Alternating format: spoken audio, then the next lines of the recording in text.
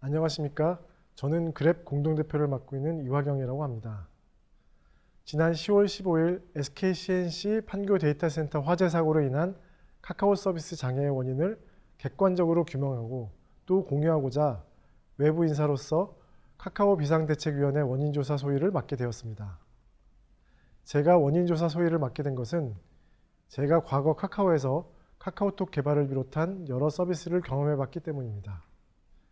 카카오의 서비스와 인프라에 대한 경험을 기반으로 카카오의 현재 상황을 비교적 빠르게 파악할 수 있었습니다. 원인조사 소위는 장애의 원인을 제3자의 관점에서 객관적으로 면밀히 분석하고자 노력했습니다. 그 과정에서 시스템이 이중화되어 있음에도 불구하고 왜 장애가 발생했는지, 왜 복구가 늦어졌는지, 어떤 어려움이 있었는지 알 수 있었습니다. 오늘 이 자리에서 원인 분석 결과를 공유하고자 합니다. 먼저 지난 카카오 서비스 장애 상황에 대해 간략히 언급하겠습니다. 2022년 10월 15일 오후 3시 19분경 카카오가 이용 중인 SK-C&C 판교 데이터 센터에서 화재가 발생했습니다. 이는 곧 카카오 서비스 전반의 장애로 이어졌죠. 무엇이 문제였을까요? 서비스를 담당하는 서버가 이중화되어 있음에도 불구하고 서비스 장애가 발생했고 카카오톡 메시지 수발신 등 주요 기능은 먼저 복구되었지만 10월 20일 오후 11시 모든 서비스가 복구 완료되기까지 상당한 시일이 소요되고 말았습니다. 이후 원인 분석 결과 이중화와 위기 대응 과정에 미흡함이 있었던 것으로 드러났습니다.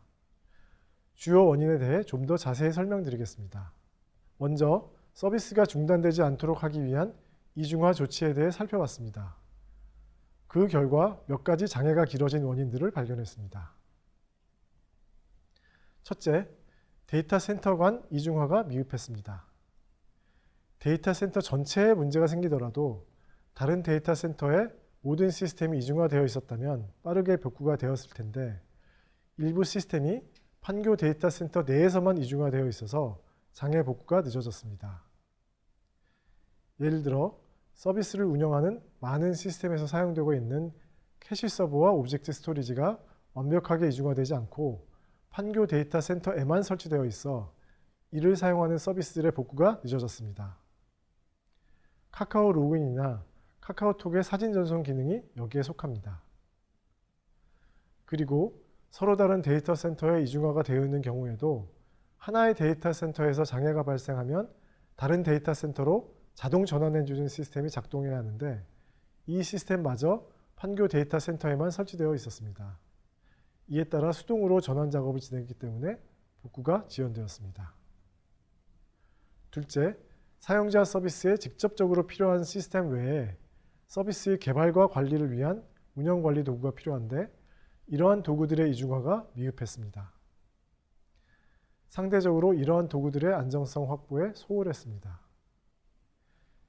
예를 들어 컨테이너 이미지를 저장하고 관리하는 시스템이나 일부 모니터링 도구 등은 화재 여파로 사용할 수 없게 되어 복구에 상당한 어려움을 겪었습니다. 셋째, 이중화 전환 후 가용 자원이 부족했습니다. 판교 데이터 센터 전체를 대신할 만큼의 가용 자원이 확보되어 있지 않았기 때문에 판교 데이터 센터에 전원이 들어와서 모든 시스템이 정상화되기 전까지 복구를 완료할 수 없었습니다.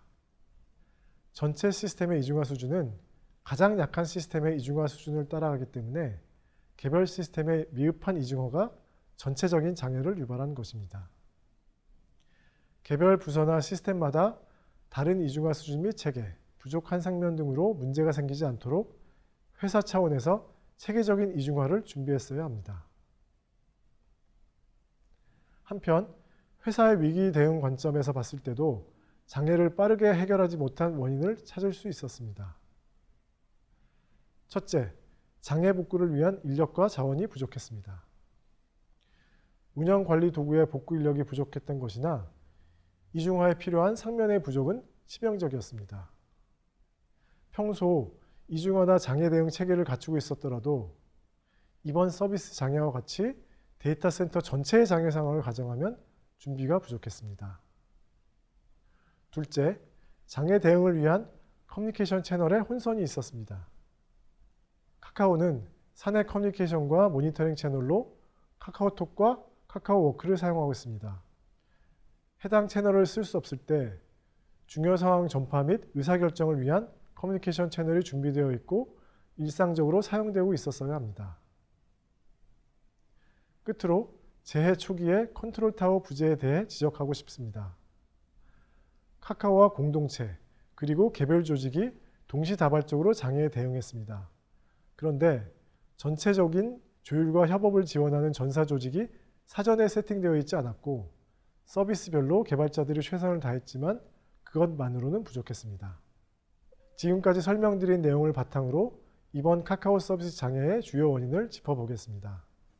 첫째, 데이터 센터 간 이중화가 미흡했습니다.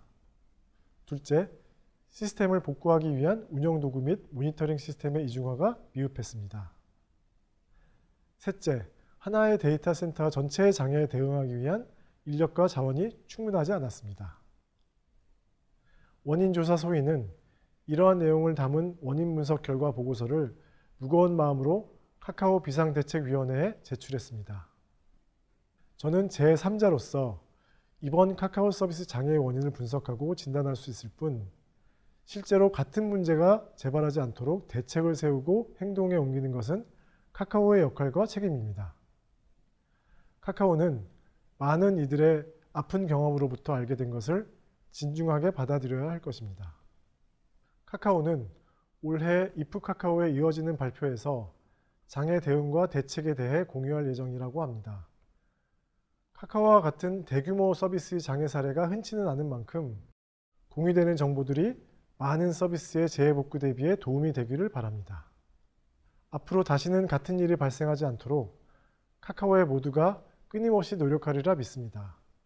시스템이 완벽할 수 없더라도 전보다 더 높은 목표를 두고 노력하여 그 노력을 통해 카카오의 서비스들이 신뢰를 회복하고 다시금 사용자들에게 사랑받는 서비스가 됐으면 좋겠습니다. 감사합니다.